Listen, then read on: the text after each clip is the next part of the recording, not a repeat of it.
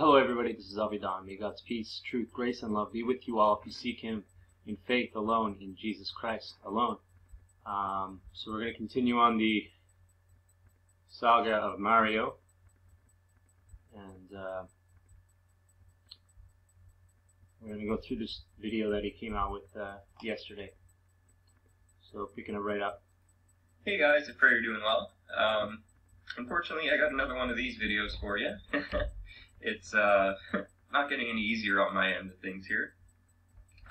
If you haven't seen my previous videos, I've been having a mental health crisis. I've been dealing with mental health issues, specifically bipolar, since I was 16 years old. And it's very important to note that he's 30 now. It's been 14 years. And remember, it was just months ago that he was calling down Andre to the dirt for having exactly, even if, I don't even know if he has it, but he was calling him down for allegedly having exactly what he is admitting to have. So, something very important, I know I've talked about this before, I know many people have talked about it, but this is blatant hypocrisy, blatant double-mindedness. It's been absolutely devastating on my life. It wasn't up until just recently, about a week or two ago, that I really decided that I'm going to start treating this thing. Tried to just go on and, I'll pray. Important to talk about that it's only until this week.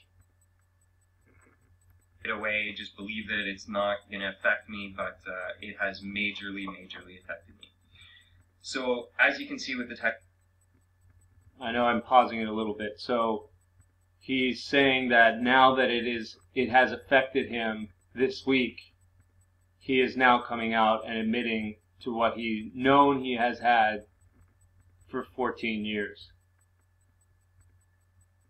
You don't see a problem with this, then there's a problem. Title of this video, one thing with the illness that's very common is the destruction of relationships with loved ones. And man, have I ever had that in my life, guys. I am going to be 31 years old in December, and I haven't had a successful relationship because of this. No. So, comes out with a bipolar illness that he's had for 14 years. And it's only this week that he's addressing it. And he's saying that his bipolar illness, as it says right here, has destroyed my romantic relationship. So it's only really, here's what I'm assuming happened. It's logical to assume there was a breakdown in the relationship. Therefore, he went into a depressive stage, something he couldn't hide. And now we all know what's going on. Could be some fear of reprisal, fear of consequence, fear of the consequence that is happening at the moment. So at this moment, I want to say something to Deja. I doubt she's watching this, but what I believe happened is that you saw the bad side in him, maybe for a long time now. I don't know. But you finally had enough of it, and I just want to say that, because he's not really going to bring this up, I want to congratulate you on having the strength and self-respect to not allow someone to control you like this. I highly doubt, like he hasn't told us, he probably didn't tell you in the beginning what the mental illness that he has is. And the extent of how it affects his life. So you were probably walking blind into it, thinking that you found a real good guy, cool guy, whatever, man of God, and you realize that he's not either. I mean, I'm not trying to degrade the guy. I'm just saying that you probably didn't know at all what's going on until, the stuff hit the fan, right? So, good on you, sister, for getting out of this before any more emotional damage to yourself was caused. Not even close. Because you know it's going to be about him, right? Rates, they say that relationships with a bipolar person that work is about 1 in 10. That's the odds. And I mean, I understand, you know, when it's untreated, it's a roller coaster. It's an emotional, mental, difficult time to go through for anyone, especially someone who loves someone who has this, and to watch them go through it and to deal with the things that are going to happen because of that. So yeah, guys, me and Deja are no longer together.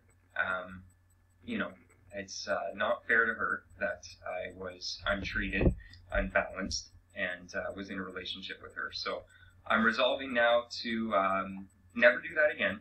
I'm going to make sure that I'm treated, I'm balanced, that my partner recognizes what this is, and we have things in place, support systems in place and stuff like that, so that we can have a better success rate. Because so this is where I'm probably going to have to admit that I'm wrong in my earlier thing, believing that he has MPD, because I don't think that an MPD person can really introspectively look into the problem could be them and actually talk about it like that.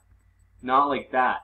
Okay, I think he was there's some true remorse in there. I know that it still is focused on him, right? But underneath that egotistical nature, I think that this is the after effects of like what do you call it, the depressive stage, after the manic side has blown up his relationship, what have you. I do see some remorse. I think it is genuine. So I believe I'm wrong on the MPD.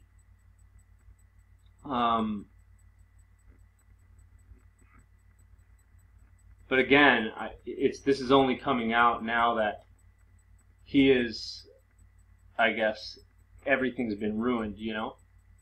And at least good on you, Mario, for being able to admit it in a way. But at the same time, you can't just blame all of this on the bipolar, okay? You've been down this road now for 14 years, and you're still hurting people. You're going untreated. And with the me all the time, I think it's fair to say that you're not right with Christ.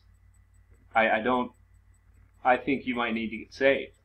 Like I'm saying before, I don't believe you are. By the way that you act. We'll continue. Untreated, I'm never going to have a successful relationship. So if you're bipolar out there and you've lost loved ones, you're not the only one. I really know. I know exactly what you're going through. 100%. Heart-wrenching, most difficult thing. But, you know, God works out all things for the good. So if this doesn't kill us, it's only going to make us stronger. For me, I'm just going to really seek God hardcore. You know, He's my everything. I love Him to death. I would do anything for God. And when I'm not balanced, you know, I think it even affects my relationship with Him, let alone my relationship with people around. So I'm going to get my relationship with God in check and get myself balanced.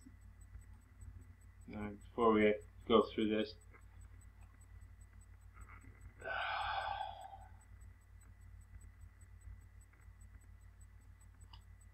Mario, you can't just... You do have to realize that this is a cycle, okay? And it's only that you're dealing with the consequences of a broken relationship now that you're going to God, right? There is some real truth, I think, in Cole Casper's video that a lot of people didn't like, and I thought was a little too brash in practice. But what he was saying was that we shouldn't be praying for him, right? And at the end of the video, Cole Casper does explain that you pray for him to get right with God, yes, but you don't pray for him for the good things to come back, for everything to come back to status quo. And this is what I see in Mario. It's only because temporal things are going wrong, relationships are going wrong. It's the consequences of him not being right with God is what he wants you to pray for him over. Okay, so there's a big difference. If you go to Jeremiah 14, what it's listing off in the beginning of the chapter are all the bad things that are going wrong as a result of not being right with God. And I think that this is a very strong point here. It's very analogous to what is going on right now. I don't believe he's right with God. I don't think he's here for God. I think he's here for himself. And if you're studying bipolar, you realize that as you're reading it, I hope you realize that there are the same deluded fantasies, the goals, usually unattainable, that they do that is very similar to a narcissist. Okay, and often they're only in it for themselves, trying to look like the good guy. Now, I believe that you are capable of having human emotion. I do believe that you're truly remorseful, but I think, like, is such the pattern that we've seen with the marijuana and all that stuff, that you're only remorseful once you get caught. And this is a big problem, because you pose yourself as a ministry. You pose yourself as a teacher, whether or not you want to admit it or not. We've seen enough videos where you do try and impose yourself as a teacher, when really a lot of the things that you say go directly against the Bible. So this is not just a problem with your relationships and the way that your life is going. What you need to start thinking about is, what path are you taking people that listen to you and take you as a teacher and take you as a minister?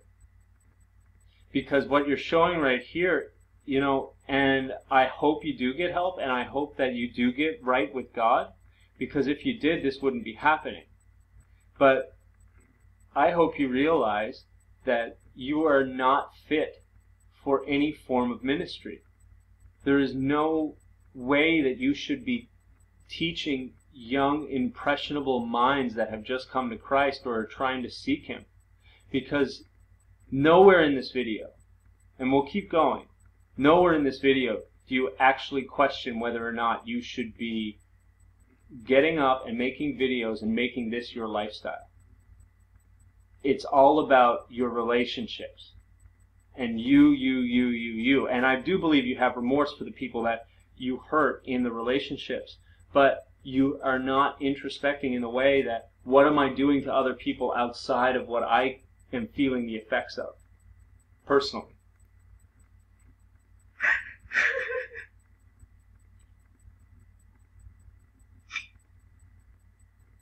And I don't think this is staged. I think this is real. But you see you just, like, hold on, just look. The way he looks at the camera.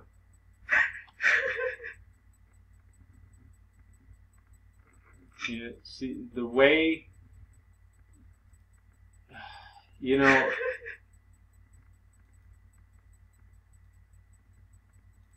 right? Like, okay, I can't pause it on it, but you're looking for the attention, Mario. You're looking for the sympathy. The sympathy shield that I just saw a great video. I'm going to post this on my channel, hopefully, if I get approved for it. But you use sympathy very well. You use it whenever something goes wrong. You use it to garner support for your side, and for people to look past all the things that you're doing and all the people that you may be hurting. This is the biggest problem with it.